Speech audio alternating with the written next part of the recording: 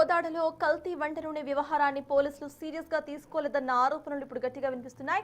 AP నుంచి tankers లో కల్తీ వంట నూనె తీసుకొచ్చి కోదాడలో డబ్బాల్లో నింపి హోటల్స్, కిరాణా దుకాణాలకు అక్రమార్కులు విక్రయిస్తున్నారు. తక్కువ ధరకు కల్తీ నూనెను కొనుగోలు చేస్తున్న స్థానిక వ్యాపారులు ఎక్కువ ధరకు విక్రయిస్తున్నారు. ఇదే నూనె హోటల్స్, షాపులకు సరఫరా అవుతోంది.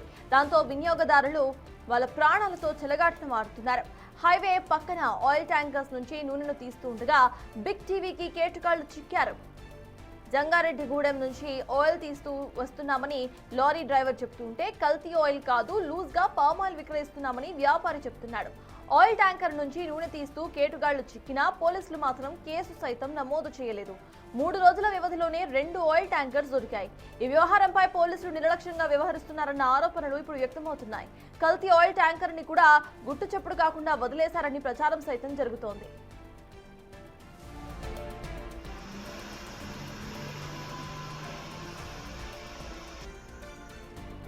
ఇంతవరకు ఎప్పుడు జరగనటువంటి విషయం. మరి ఈ విషయం ఉదాసీనంగా ఉంచేటట్లయితే ఇక్కడ ఉన్నటువంటి పేద ప్రజల యొక్క ఆరోగ్యం చాలా దెబ్బతినేటువంటి పరిస్థితి ఉన్నది. మరి దీనికి సంబంధించినటువంటి వాళ్ళు ఎవరైనప్పటికీ కూడా, వాళ్ళు ఎంత పెద్దవాళ్ళైనప్పుడు కూడా వాళ్ళ మీద కఠినంగా చర్య తీసుకొని సంబంధిత ఆహార సివిల్ సప్లైస్ కానీ, ఇంటెలిజెన్స్ విభాగం కానీ ఎవరు ఉంటే వాళ్ళ మీద గట్టి చర్య తీసుకొని ఈ కల్తీ నూనెని నివారించవలసిందిగా కోరుతున్నాను. ప్రధానంగా ఈ యొక్క నూనె వల్ల ఈ హార్ట్స్ లో ఉన్నటువంటి బ్లాక్ అయ్యి అందరికీ స్టెంట్ పడేటువంటి అవకాశం ఉంది. కాబట్టి ఈ కల్తీ నూనె ప్రోత్సహించే వాళ్ళు కూడా ఖచ్చితంగా తప్పు చేసిన వాళ్ళగానే భావించబడతారు. వాళ్ళు ఎంతటి వాళ్ళైనా కూడా శిక్షకు అర్హులు అని చెప్పి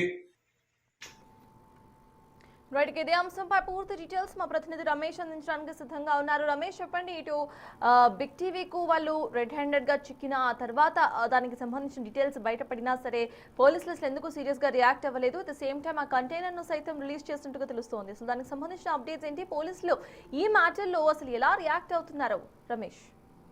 ఇప్పటి వరకు కూడా 2 ఘటనలు చోటు చేసుకున్నాయి. కల్తీ నూనె విషయంలో 3 రోజులకు కూడా ఒక ట్యాంకర్ ని స్థానికులు పట్టుకొని పోలీసులకు అప్పగించడం జరిగింది. మళ్ళీ రాత్రి కూడా వచ్చినటువంటి ట్యాంకర్ ని కూడా బిగ్ టీవీ ద్వారా కూడా పోలీసులకు సమాచారం అందించడం జరిగింది. ఇంత యథేచ్ఛగా జరుగుతున్న కోదాడ పట్టణంలోనే జరుగుతుంది. ఇది ఆంధ్ర సరిహద్దు ప్రాంతం కావడంతో ఏపీ నుంచి కల్తీ నూనె ట్యాంకర్లు వచ్చి కూడా ఇక్కడంతా కూడా ఆయిల్ ని విక్రయిస్తున్నారు. మొత్తం అవన్నీ కూడా డాబాలు, హోటళ్లు, కోదాడ పరిసర ప్రాంతాల్లో అంతా కూడా ఇదే వంటక నూనె కూడా వాడుతున్నటువంటి పరిస్థితి అయితే కనిపిస్తుంది. ఇంత జరుగుతున్నటువంటి దాన్ని వేల లీటర్ల ట్యాంకర్లతో వచ్చినటువంటి కల్తీ నూనె పోలీసులకు అప్పగించినా కానీ ఇప్పటి వరకు కేసులు నమోదు చేయకపోవడం, దానిపై విచారణ జరగకపోవడం కూడా పలు అనుమానాలు లేవెత్తిస్తుంది. అక్కడ ఆ సిఐ ఎవరైతే ఉన్నారో కోదాడ శివశంకర్ ఈ ఘటనపై విషయంపై చెప్పినప్పుడు కూడా ఇంతవరకు తమకు ఎలాంటి ఫిర్యాదు రాలేదు, మీరు ఫిర్యాదు చేస్తే ఖచ్చితంగా యాక్షన్ తీసుకుంటామని చెప్తున్నారే కానీ దీని వెనుక ఉన్నది ఎవరు అనేది ఎలాంటి విచారణ అయితే ప్రారంభించలేదు. అయితే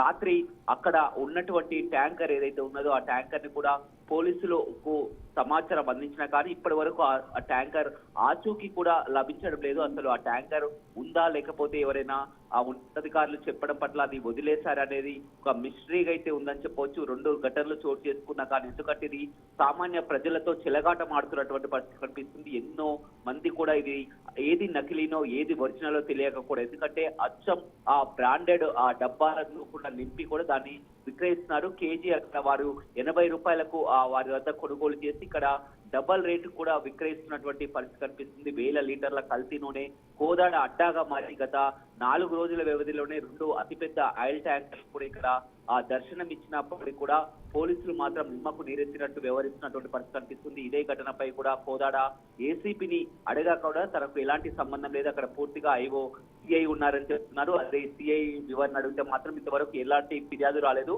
మీరు ఫిర్యాదు ఇస్తారా చెప్పండి అంటూ కూడా మాట్లాడుతున్నటువంటి పరిస్థితి కనిపిస్తుంది.